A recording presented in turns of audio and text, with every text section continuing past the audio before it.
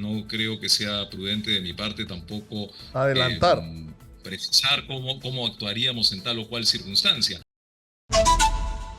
Vamos a hablar de la Junta Nacional de Justicia. Estamos conectados vía Zoom con el vicepresidente de la Junta Nacional de Justicia, el doctor Aldo Vázquez.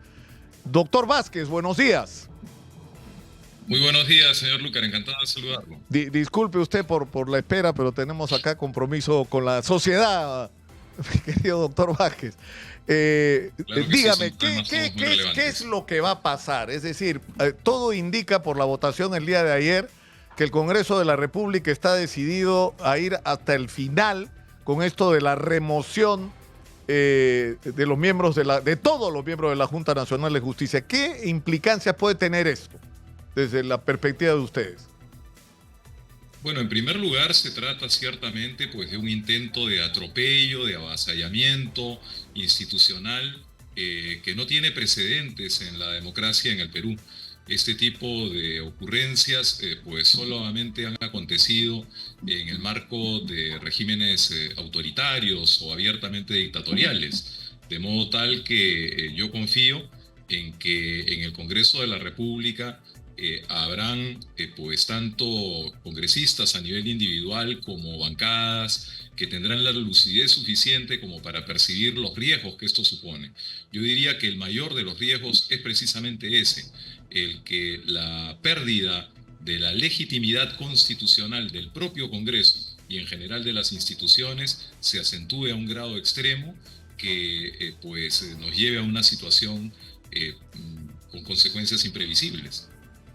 Claro, porque cuando ustedes hablan de pérdida de la legitimidad constitucional significa que al destituir al íntegro de los miembros de la Junta Nacional de Justicia sin una debida motivación y sin haber seguido un procedimiento que tenga algún tipo de sustento constitucional, ¿qué estaría pasando? El Congreso se pone fuera de la Constitución.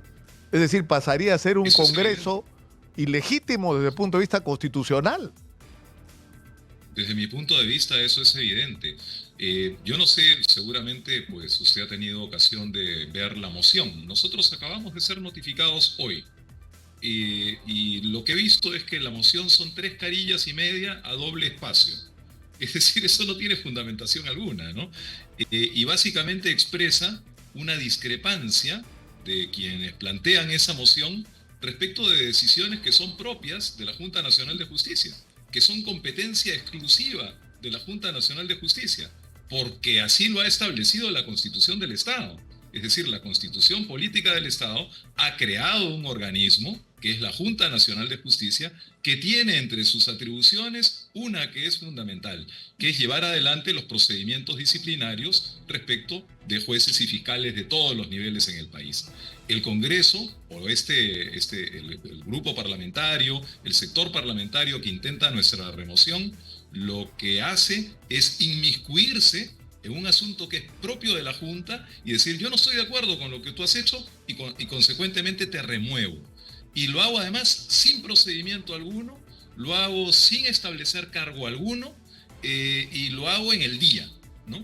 Y para justificar pues el ejercicio del derecho a la defensa, te convoco de un día para otro, prepárate y ven a defenderte aquí, ¿no? Eso evidentemente no resiste el menor análisis. Es un atropello sin nombre, pero con consecuencias que pueden ser dramáticas para la institucionalidad del país. Y no solo porque lo digamos nosotros, lo ha dicho la comunidad internacional y lo ha dicho cuando el avasallamiento tenía menos desparpajo que este último intento. Porque claro, ya sabemos que la Junta afronta pues esta persecución constante de ese sector parlamentario. Esta es la 7ª iniciativa contra la Junta.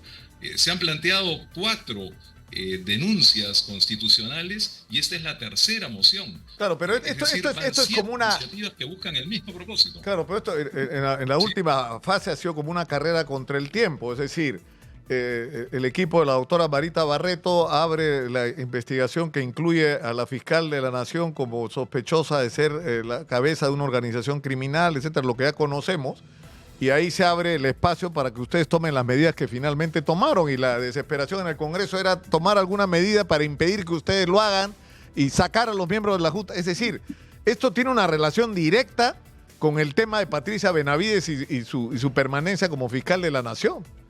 Bueno, a estas alturas ya es irreversible lo de Patricia Benavides, pero ¿qué es una represalia?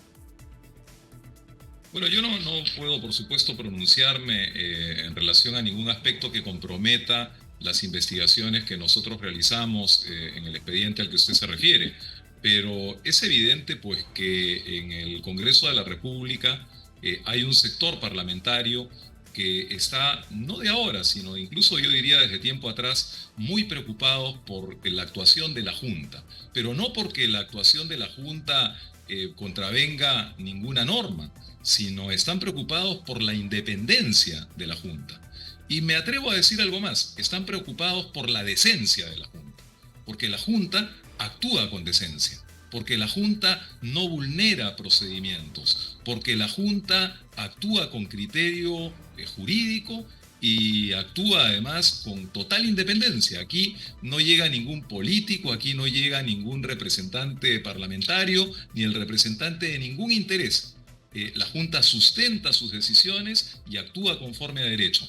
Y claro, eso les preocupa a algunos. Y eso, por supuesto, no es razón para afectar la autonomía de una entidad como la nuestra. Usted, doctor Vázquez, debe haber escuchado la expresión de que la Junta Nacional de Justicia es algo así como una cueva de caviares, ¿no es cierto? Y que fueron puestos ahí por la mano de Martín Vizcarra, ¿no? Que Martín Vizcarra fue el que los puso ahí.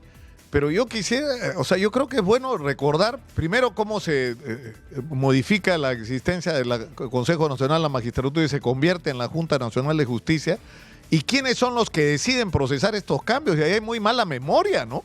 De cómo fue el proceso realmente. Sí. Fue prácticamente unánime. En realidad, ese tipo de argumentación contra la Junta evidencia el vacío argumental de nuestros detractores. Es decir, cuando se limitan a decir es una junta caviar, es una junta lagarto, ¿no? Es decir, sin siquiera poder describir qué contenido tienen esas expresiones, en realidad lo que estamos haciendo pues es rebajar el debate en torno de temas sustanciales para el país a unos niveles ínfimos. Y además ese tipo de argumentación es pues absolutamente falaz, porque como sabemos bien, los miembros de la Junta Nacional de Justicia fuimos seleccionados y nombrados por una comisión especial que es insospechable más bien de esos adjetivos a los que suele aludirse, ¿no? Presidida por el defensor del pueblo, actual embajador de este gobierno en España, el doctor Walter Gutiérrez, y elegido además como defensor del pueblo por una mayoría parlamentaria parecida a la que hoy está en el Congreso. El doctor Blume Fortini, entonces presidente del Tribunal Constitucional, actualmente presidente, entiendo, de una comisión asesora de la Presidencia de la República, y conocemos perfectamente cuál es la postura del doctor Blume, ¿no? Insospechable de tener cercanías con aquellos a los que denigran desde aquel sector del Congreso. Estaba el presidente del Poder Judicial, el señor Lecaros, que tampoco, que se sepa, tiene pues ninguna relación con los ambientes caviares o lagartos, como suele decirse. En fin, estaba el señor Contralor General de la República, el señor Nelson Jack, también insospechable de ese tipo de cercanías.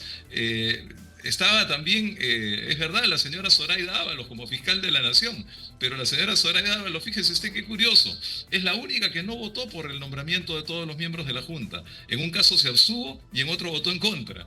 O sea que ni siquiera vale el argumento respecto de la señora Ábalos. Y luego estaban los rectores de dos universidades, de la UNI y de la Universidad de Piura, que tampoco tienen pues ningún tipo de vinculación con sector político o cosa parecida. De modo que ese argumento banal absolutamente, pues no puede servir para pretender afectar a un órgano constitucional autónomo que además tiene un rol clave, como todos sabemos, porque tiene un rol clave en una circunstancia especial. Varios de los líderes de bancada, como sabemos, pues deben afrontar procesos judiciales intensos. Y claro, el control o el riesgo de control político sobre un órgano como la Junta Nacional de Justicia es enorme. La Junta Nacional de Justicia hay que tenerla siempre apartada de cualquier tipo de influencia política. precisamente por las consecuencias que eso puede tener luego sobre el sistema de justicia. Y por otro lado, como todos sabemos también, el próximo año debe definirse pues la continuidad o una nueva elección respecto de los titulares de la Oficina Nacional de Procesos Electorales y el Registro Nacional de Identificación y Estado Civil, de la RENIEC. Entonces, la Junta Nacional de Justicia, como no escapa a su criterio, señor Lucar, es pues un órgano clave en el equilibrio de poderes en el Perú. Y por eso es que se juega tanto cuando se pretende, con argumentos banales, afectar la institucionalidad de un órgano como el nuestro. A mí lo que me llama la atención es cuando se tejen unas teorías conspirativas que no tienen nada que ver con la realidad. Es como que no sé cómo pueden tener tan mala memoria con respecto a cómo se tomó la decisión de separar a los miembros del Consejo Nacional de Magistratura, cómo se tomó la decisión incluso de cambiarle el nombre y ponerle Junta Nacional de Justicia, y cómo hubo todo un procedimiento en el Congreso con una votación prácticamente unánime. Es decir, todas las fuerzas políticas participaron de esta decisión. Entonces eso es lo que a mí me resulta simplemente increíble, escuchar a gente contando versiones de lo que ha sido nuestra historia reciente. Pero punto aparte, ¿qué va a pasar si mañana logran 87 votos y deciden destituir a los miembros de la Junta Nacional de Justicia? ¿Ustedes van a acatar esta decisión si ocurriera? Bueno, nosotros evaluamos los escenarios en función de cómo se van dando y como son tan cambiantes, por supuesto que tenemos que estar evaluando constantemente, de modo que no creo que sea prudente de mi parte tampoco adelantar. Precisar cómo actuaríamos en tal o cual circunstancia. Lo único que sí podemos asegurar es que los miembros de la Junta siempre vamos a actuar de un modo responsable, de un modo ajustado a la Constitución y a la ley, y ciertamente defendiendo la institucionalidad de la Junta Nacional de Justicia. Pero usted se refería, señor Lucar, hace un momento al origen de la Junta Nacional de Justicia y cómo es que hubo pues un amplísimo consenso en el Congreso de la República para la creación de este órgano. Pero yo quería subrayar además que no hay que olvidar que aquello fue luego respaldado por el 86% de la ciudadanía en un referéndum, el 9 de diciembre de 2018. De modo tal que, fíjese usted que las reformas, se han hecho una serie de modificaciones constitucionales a lo largo de estos años, pero muy pocas se han hecho contando con el respaldo pleno de la población a un nivel como el que acabamos de señalar, 86% de respaldo. Y hoy mismo, las encuestas que circulan en relación a temas que se vinculan con la Junta Nacional de Justicia evidencian que hay una credibilidad y una confianza en relación a la institución.